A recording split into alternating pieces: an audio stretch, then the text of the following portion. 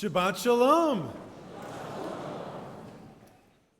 So if you're anything like me, this past week was a little bit of a running to-do list of all the things that I had said I was going to do over the summer and realized that, it's about to be the end of the summer and school's about to start and we got to get these things done. So I spent some time working on something I hadn't gotten to yet, but it's the most important thing, I think, facing our community or really any community in our world today. And I don't have to tell you we could just all say it together on the count of three, right? The most important thing facing our community. It's 1, 2, 3, standing and sitting for Chatzi Kaddish, right?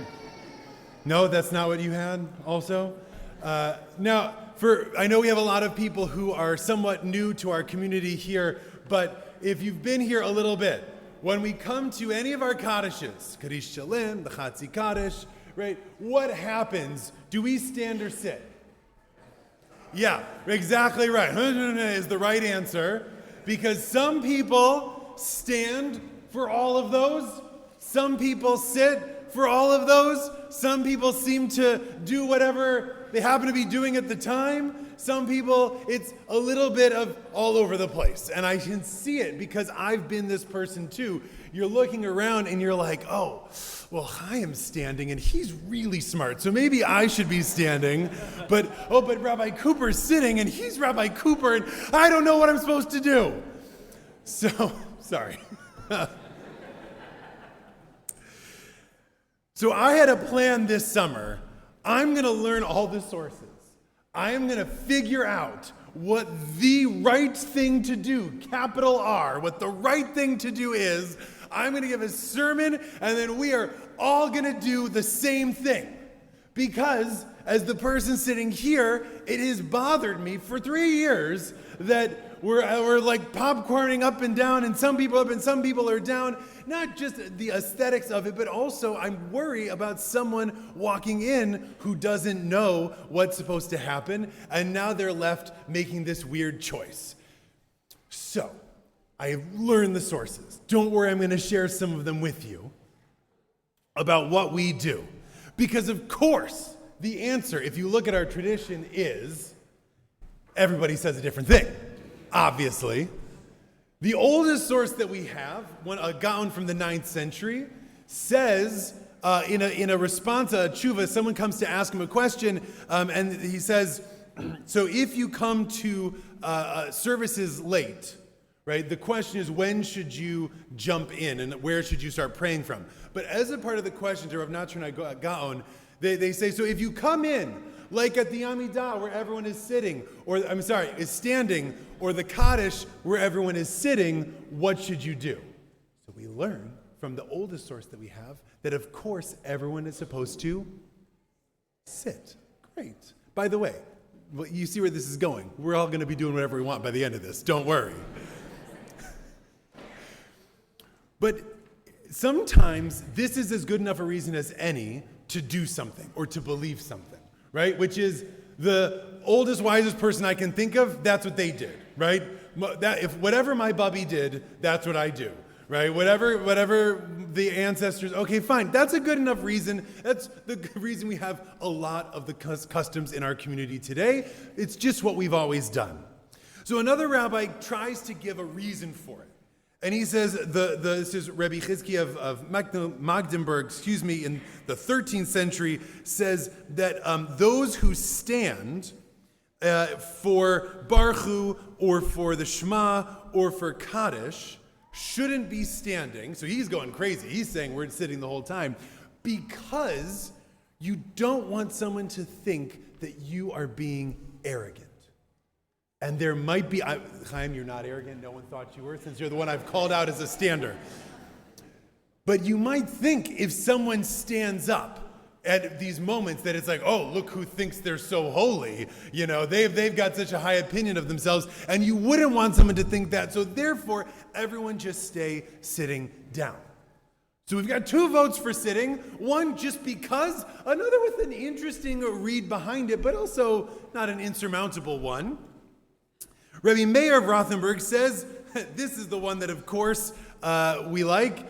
He goes, do whatever you want. He says, some people stand, some people sit, and he doesn't like this arrogant one because what he says is, we can trust the fellow Jews around us to have good intentions. And so if we know that they came to Shul and they come from a synagogue down the road that happens to stand, and we're at a synagogue where you sit, and they're standing, we're sitting, we are all still one big family here. We can trust that they're not doing it out of some crazy theological difference we don't agree with or something like that. Therefore, just do whatever you want to do, and it's okay. And now you can tell, by the way, sorry, I didn't point this out, I'm going forward in time. Right? So we started, the oldest people say sitting, then in the 13th century we say sitting because you don't seem arrogant. Now we're in the 15th century and we say do whatever you want, right? And then we keep moving.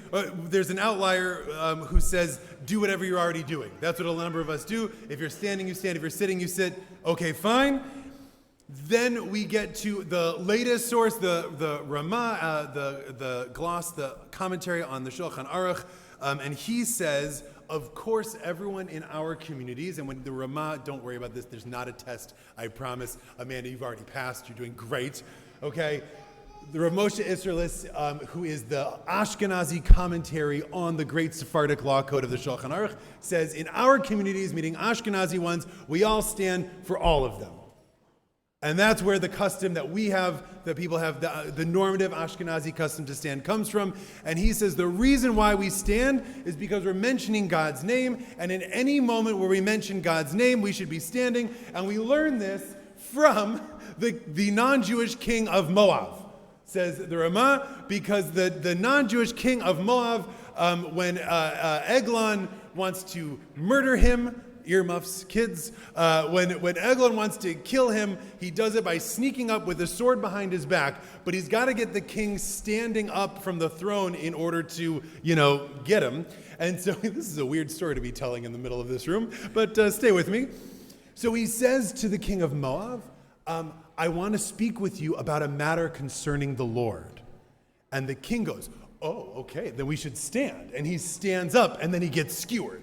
But from this, the Ramah says, we learn that you have to be standing, right? If even the king of Moab did it, of course all of us should be standing whenever something holy is being said or spoken of. And that's why we stand for the Kaddish. Okay. Any questions? Watch your back. No? Okay. So we've seen not only a bunch of different reasons, but also the reasons behind it, right? So one is we do it because it's what we've always done. Another is we do it because we think it's the right thing to do, either because I don't want to seem arrogant or because I want to be like the king of Moab or I want to be holier than the king of Moab or whatever it is, right? And we say also when we're doing it, you think about the intentions of the person. Now, why is all of this important right now, other than my own little pet peeve of everyone standing and sitting? Well, so I was talking about this at the Hartman Institute had a conference this past week in New York for a bunch of rabbis, and I was talking with some of my friends, and I said, I'm the Kaddish and the standing and the sitting, like, what do you guys do? I'm going to get them. This sermon, it's going to be great. We're going to get all the people who I haven't decided yet if we're all going to stand or sit, but that's what's going to happen. And they said, Ethan, you moron. First of all, why would you tell someone to do, it's not a high percentage call for a rabbi. You've been standing or sitting for years, but don't do that.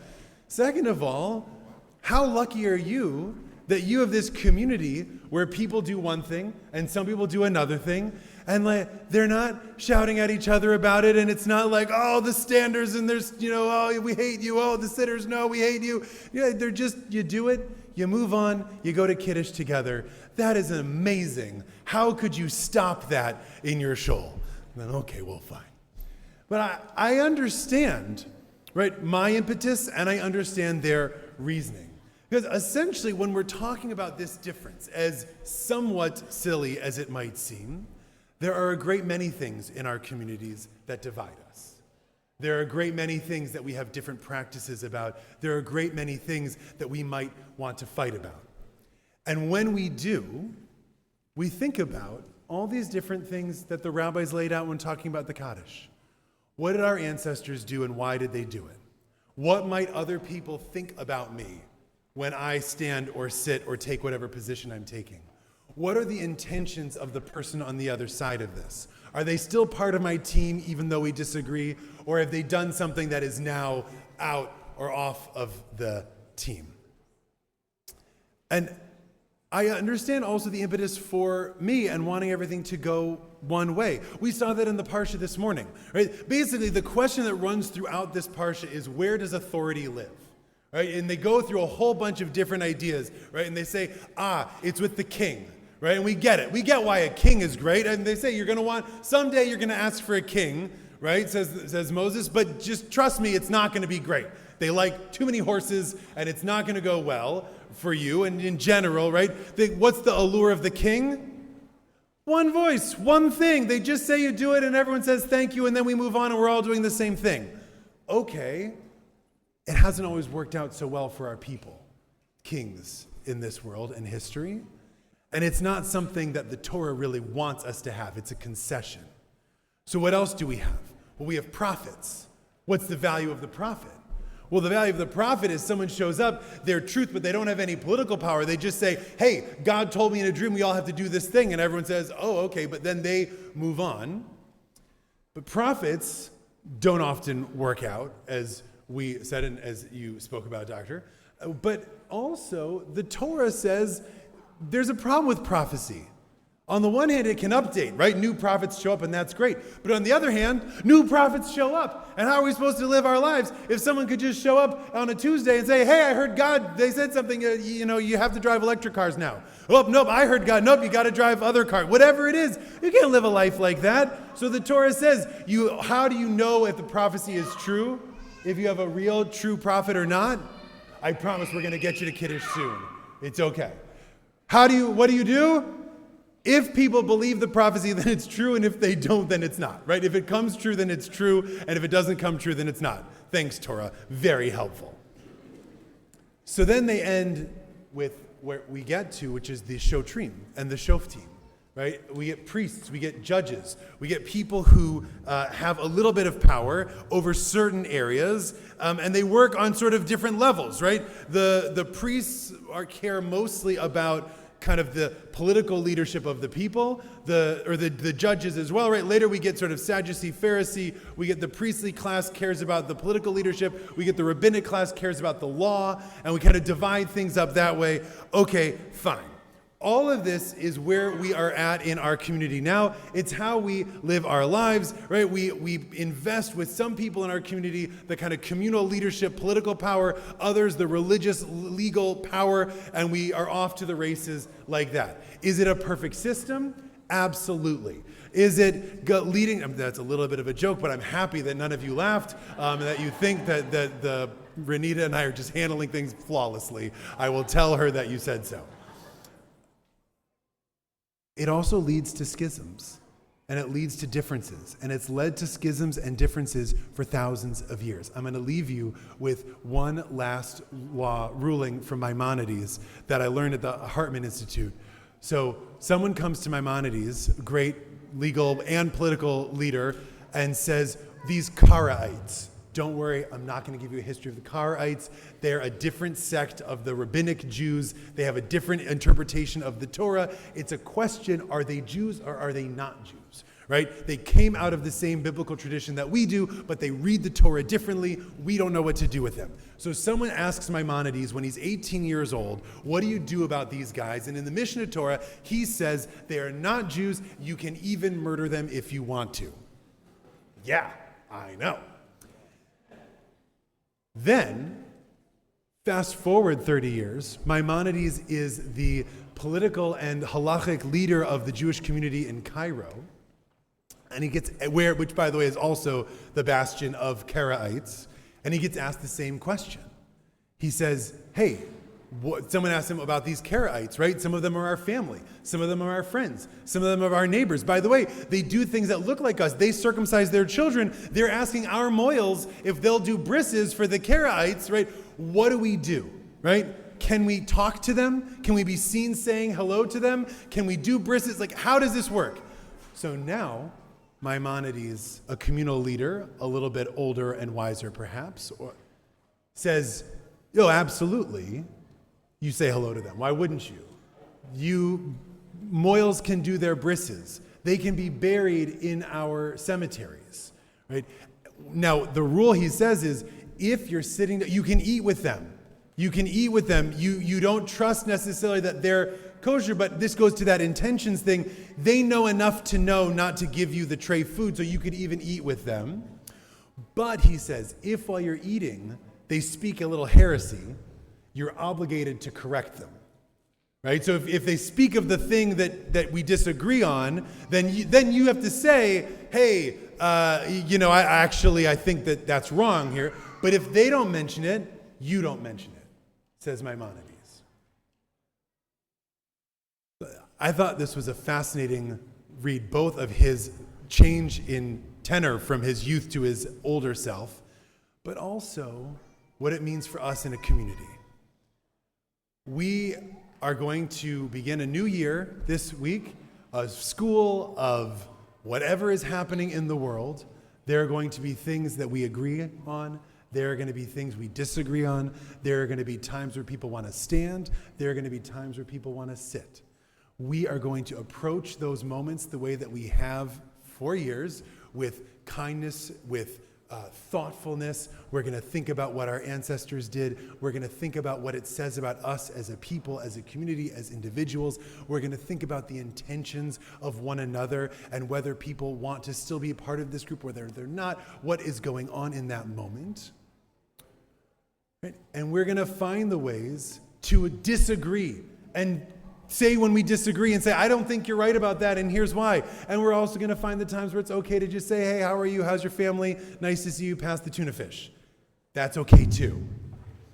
But what is important is that we do it together and that we stay in this community together with one another, and that our prayer space is made not less beautiful or more confusing by the fact that some of us are standing and some of us are sitting, but in fact stronger, better, and more beautiful as we weave a tapestry of difference together to make one Kihila Kedosha holy community. Shabbat Shalom, friends.